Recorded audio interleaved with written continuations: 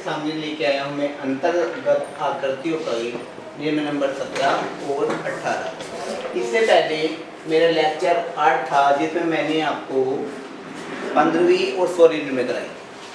अब पढ़ते हैं आप लेक्चर 9 और नियम नंबर 17। इस चैप्टर का कौन सा लेक्चर है? मेरा नवा लेक्चर है। तो क्वेश्चन पढ़ते हैं। सबसे पहले, एक समबाहु त्रिभुज जिसकी भुजा 6 सेमी है के अंतर्गत 3 समअर्धवृत्तों की रचना कीजिए जिनके व्यास संलग्न हो। संलग्न मीन्स जुड़े हुए हों और प्रत्येक अर्धवृत्त त्रिभुज की 2 भुजाओं को स्पर्श करें। कंडीशन भी है कि प्रत्येक वृत्त त्रिभुज की 2 भुजाओं को स्पर्श करें। तो सर्वप्रथम क्या करेंगे बच्चों? 6 सेमी भुजाओं का एक समबाहु त्रिभुज बनाएंगे। तो सर्वप्रथम मैंने क्या किया, 6 सेमी भुजा की एक रेखा खींची एफ है जो आपकी 6 सेंटीमीटर है। एफ है बराबर 6 सेमी। समबाहु त्रिभुज है, सभी बच्चे जानते हैं, जिसकी तीनों भुजाएं बराबर होती हैं, समबाहु त्रिभुज कहलाता है। तो ए और बी की डिस्टेंस मैंने प्रकार में ली, कंपास में ली और ए को सेंटर मानकर केंद्र मानकर एक चाप लगाया। इसी प्रकार मैंने बी को केंद्र माना, चाप लगाया। ये चाप आपस में जहां पे काटते हैं बिंदु प्राप्त हुआ मुझे शाह। अब ए को शे से मैच कर देंगे, शे को ए से मैच कर देंगे। इस प्रकार ये आपका तैयार हो जाता है समबाहु त्रिभुज। समबाहु त्रिभुज तैयार हो चुका है। इसके पश्चात क्या करना है? प्रत्येक कोण का आपको बाइसेक्टर करना है।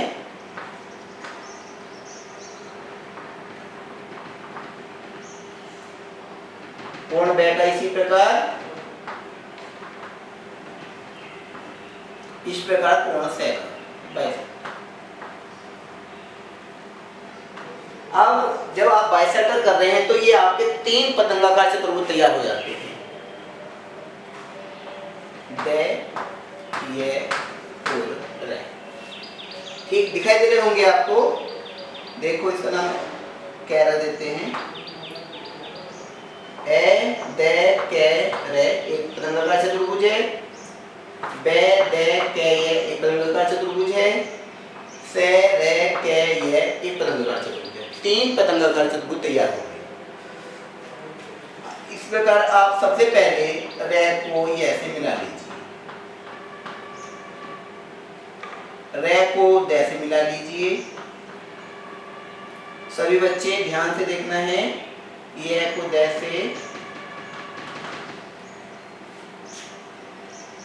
इस प्रकार ये बिंदु प्राप्त हो जाते हैं मुझे 1, 2 और 3। एक को केंद्र माना, यह तक की दूरी लेकर या रे तक की डिस्टेंस लेकर एक आप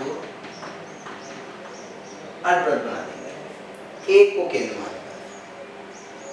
इसके आगे क्या करना है आपको? एक बिंदु से आप इस पर लंब डालेंगे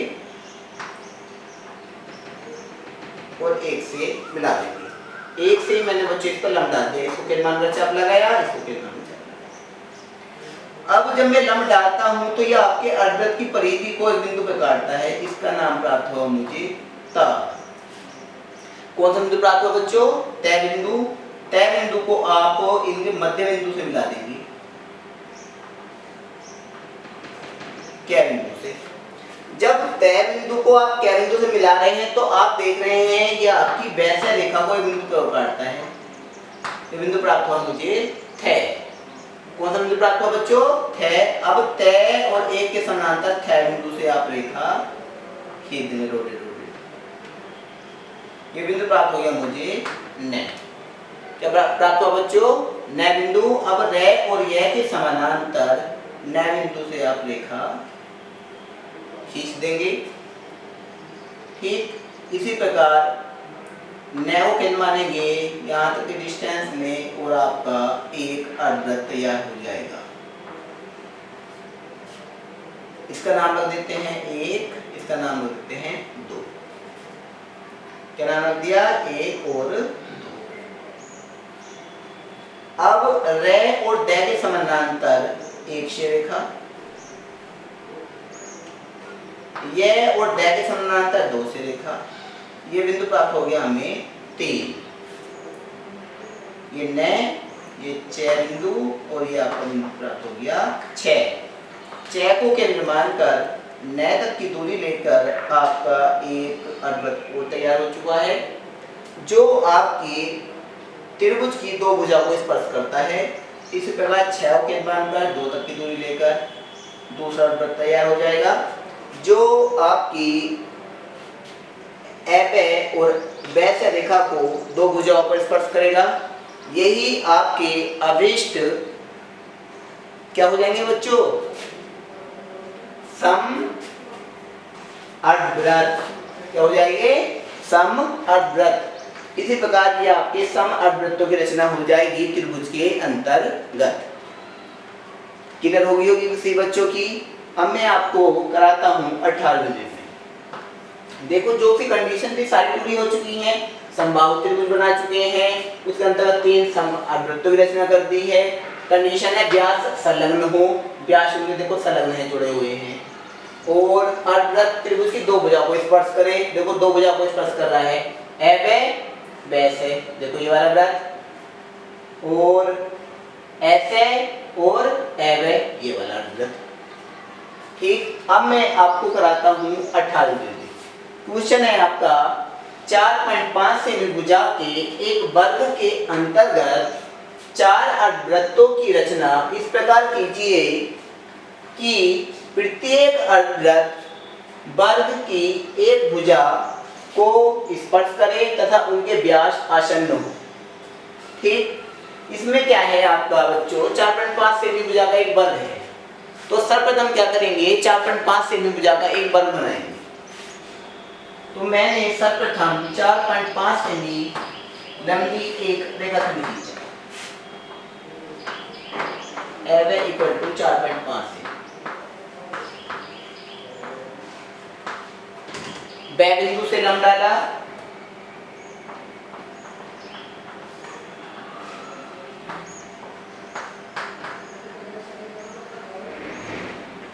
एव की दूरी लेकर बै के मान पर चाप लगाएंगे। कितना चाप है बच्चों? ये 4.5 का। शैवो के मान कर एव के मान, तो ये बच्चों क्या बन गया आपका? वर्ग। वर्ग की डेफिनेशन सभी बच्चे जानते हैं, जिसकी चारों भुजाएं बराबर होती हैं, प्रत्येक कोण 90 डिग्री का होता है, वो आपका वर्ग कहलाता है। एक कंडीशन पूरी हो चुकी है। उसने बोला है 4 अर्धवृत्तों की रचना कीजिए, तो उसके लिए क्या करना पड़ेगा हमें? पहले सर्वप्रथम आप इसके विकर्ण मिलाएं, दै को ऐसे मिला दें, इसी प्रकार आप दै को वैसे मिला दें, ए और बै रेखा का बाइसेक्टर करें,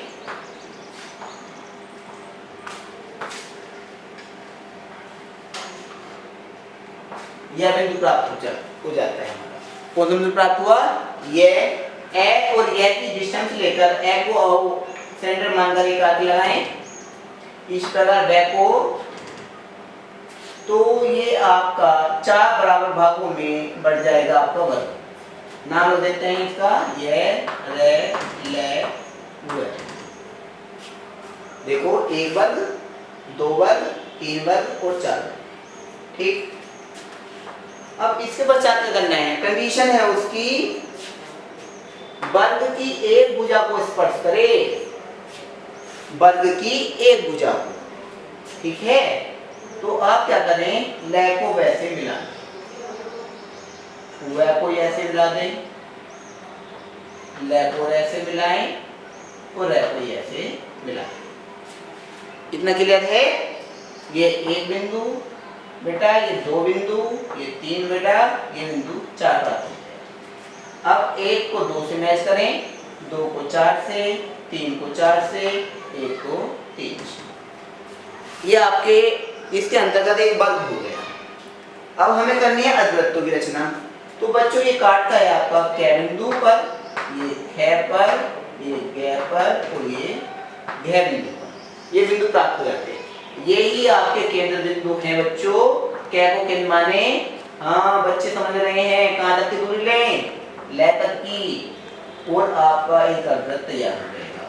किस प्रकार ख को केंद्र मानकर, इसी प्रकार ग को केंद्र मानकर और इसी प्रकार घ को केंद्र मानकर आपके 4 अर्धवृत्तों की रचना हो जाएगी। उसी कंडीशन जो उसने दी थी वो आपकी पूर्ण हो चुकी है। कंडीशन थी वर्ग की एक भुजा, देखो वर्ग की एवं की एक भुजा को स्पर्श कर रहा है, ठीक, और उनके व्यास आसन्न हो, आसन्न में जुड़े हुए हो। देखो आप इसका आपका जो बिंदु ग है केंद्र बिंदु, इसके देखो व्यास आसन्न है नहीं है, जुड़े हुए हैं। देखो ग बिंदु का इससे ख से, ख का कैसे और क का घ से। इस प्रकार ये आपकी 17वीं और 18 मिनट में कंप्लीट होती है। नेक्स्ट लेक्चर में आपकी 19 और 20 मिनट में कराएंगे।